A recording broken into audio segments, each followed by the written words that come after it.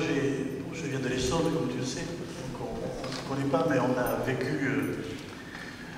Moi, j'ai milité pendant 30 ans au Parti Socialiste, élu local, président de comité communiste, etc., aux côtés de Julien Drey. Et on m'a expliqué pendant 30 ans que la diversité au PS était notre richesse, et que le débat, c'était le cœur même de notre identité.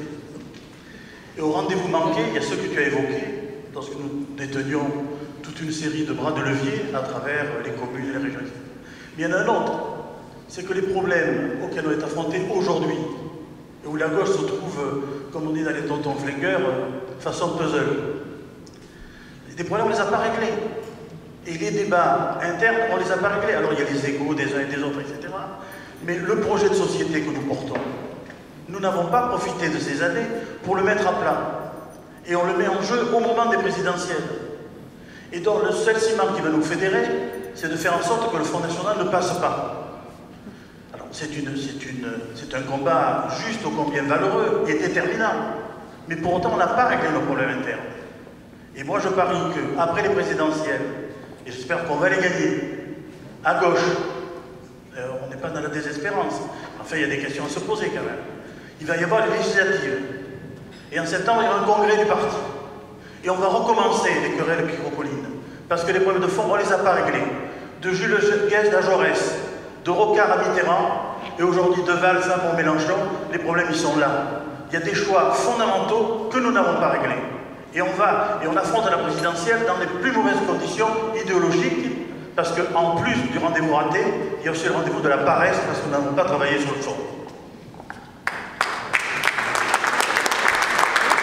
J'entends bien ta question, je pense qu'on la réglera un petit peu plus tard, parce que ce soir, on n'est pas que entre socialistes, j'espère qu'on a quelques radicaux, quelques écologistes, quelques encartés, pas encartés, je veux dire des citoyens, voilà, donc, mais oui, tu as raison, il y a un certain nombre de débats qu'on n'a pas exploré jusqu'au bout, et c'est aussi une des faiblesses, c'est une des forces du Parti Socialiste en tant que parti de gouvernement, c'est aussi d'avoir toujours su, quand même, je le précise là-dessus, parce que pour ceux qui ne connaissent pas, préserver des lieux où le débat pouvait se construire. Et que pendant ce quinquennat, ce lieu-là a disparu, de fait. Et que on a beaucoup de difficultés, nous,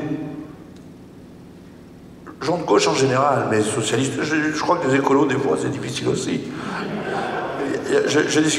C'est Duflo qui me disait, ce qu'il y a de bien avec nous, c'est que quand on est deux, il y a trois courants. Voilà. Et donc, du coup, vous allez voir, on ne sera pas dépaysés ni les uns ni les autres. Mais ce que je dis, c'est cette faculté qu'on a pour gouverner de discuter quand même. Parce que c'est aussi ça la différence. Et c'est une des grandes différences du programme de Benoît tel qu'il le porte. C'est que nous croyons à l'intelligence collective, à la force du débat pour construire ensemble. Dans cette campagne électorale, Benoît Hamon ne considère pas qu'un beau matin, il a pris la foudre et que d'un coup, paf, c'est incarné en lui la solution à tous les problèmes d'un gros pays comme la France. Merveilleux, ce serait génial. C'est sans doute le seul, hein. Parce que quand on voit l'attitude des autres, la stature d'homme providentiel, elle est quand même flagrante, avec un côté... allez, faites-moi confiance, c'est dommage, je marche sur l'eau. En gros, il n'y a rien qui m'arrête. Et c'est vrai que, encore une fois, faire confiance à l'intelligence collective, au débat d'idées, à la construction, à la co-construction, c'est plus complexe. C'est plus complexe. Mais ça va plus loin. Et comme dit Benoît, seul, on va plus vite. Ensemble, on va plus loin. Et ça, c'est aussi fondamental.